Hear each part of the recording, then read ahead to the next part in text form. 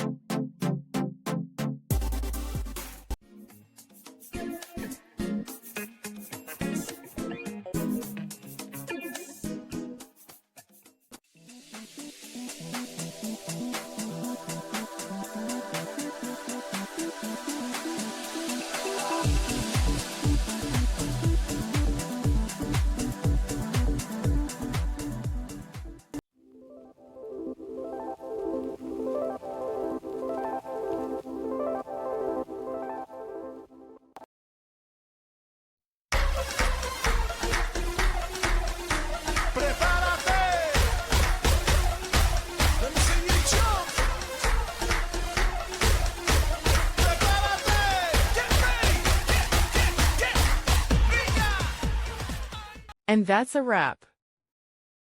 I hope you found the answer you were looking for. If you did, take a second to hit that subscribe button. It really helps out. And let me know in the comments which solution worked best for you. See you next time in the debug zone.